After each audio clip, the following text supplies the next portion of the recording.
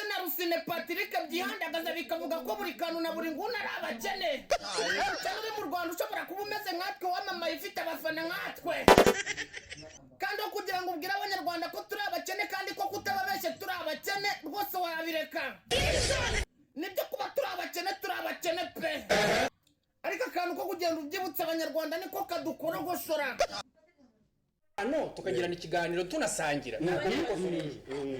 turi abafatanya bikorwa mu buryo bumwe cyangwa bundi yabigerageje kandi noneho ntukahururize umuntu ubona intwara zifite hafi iyi foke rwose yaguca polisi yajya gukwita uzi polisi abantu baba bari kuyihamagara uzi umuntu wa polisi ibiri guhamagarwa n'abantu ibihumbi n'ibihumbi njyewe Yesu ndi kugenda mubona mu byo ndi Yesu wamubonye yaka Yesu wamubonye Haleluya Jesus j'ai vu Salut Marie Dodi kanyobye bambari cyaro ariko utangiye kwigira kamugi tugiye kugore do ariko ikibarebare kabisa barya boka ry'umuriro zabaho koko sinababwiye ngo nzovu rwaye sida narenze ibirayi bibiri ndi hano sinababwiye ngo nzovu rwaye sida ngiye ibirayi nurenze ibisate bibiri ndamenya ko uri muzima Mungu siezi yongera nawe ejo umwebwe muri abantu bo gushaka kugusha umuntu mu cyaha uri kuvuga cyane nijye uri kugira gutyo toka cyane wayurebe akangiye uri kunukira kabisa kunuka problème kunuka usharati uri kunuka ibintu by'ubusambanyi b'isi comprendre uri kunuka nk'ibintu bimwe bivanze n'inzoga warayehe tubwira yakukuri nini wowe niyo ndaya yawe mwaraye mu muferege muri rara kwivugishwa gutya kandi ibintu nk'ibyo ahubwo kari gukomeza kunyura mu mujyi ngiye wowe ngogenda biwana uraryoshye ngicyo ngukondera mari nyota sha uri kumwe n'abapampe kirazira kwigunga ufite biwani yawe abakobwa b'i Kigali n'abahungu barayikunda cyane we ngiye wowe ngogenda biwani uraryoshye ngicyo ngukundira umari nyota sha ngogenda biwani uri umuzigizigi uri umuzigagi wamfura we ubu tuvugane noneho biwani yego bagiye kuzana icupa ryayo none uringana uko nguko ayo ni amakuru ndyamyeho ingana na Henesi riteye neza ubu ngubu umuntu agiye kujya bafite icupa rya biwani mu bantu amacupa maremare afite payasi hari n'umuntu wanga kunywa biwani kubera ko bavuga ngo uri mu gicupa ngo ngira ryoshye ariko ngiri mu icupa ngo niba aya macupa bagiye bayanduza niba abantu banywa amacupa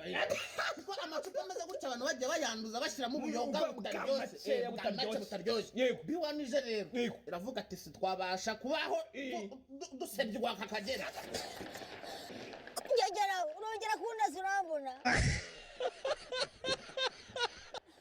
mama byiwe yiwa grenade mana we wari ni ikirayi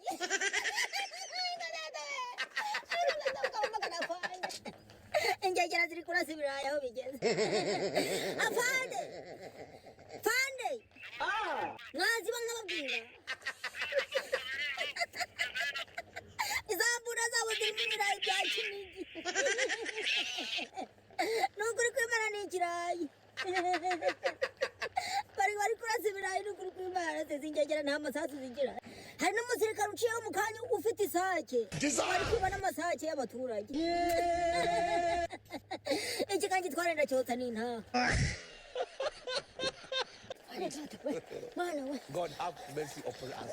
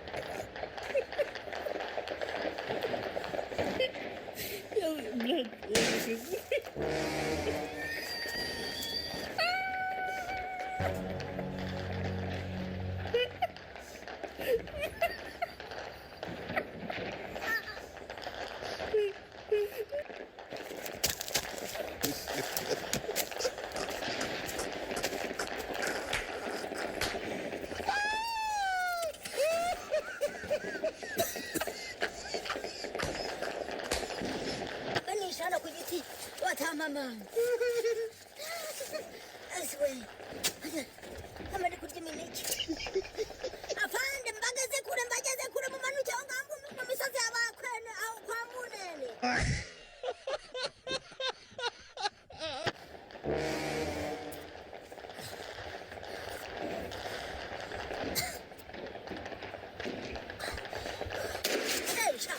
ntabwo mwana ariko umuntu akarya niba ushaka kurya waza nkakuka arakunda ubundi turugupfa amasambu n'amabuye y'agaciro wayajyanye ukandika hari igisumbuzi naripfuye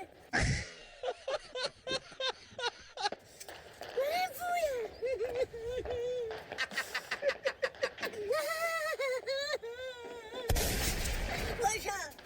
ahasigaye ndaca inkoni navuze ngo ndihisha mpaka urugamba rurangiye umuntu uraza nsanga ndamukubita ndamuhura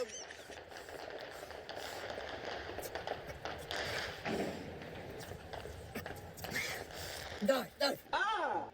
kurako mungiraho wajya mungiraho genda genda ujya kurwanira ruguru genda ujya bari kugira bandase genda ujya kubarwana na biraruguru nge nihishe ngera kuza nsanga aho nihishe wanjye gira genda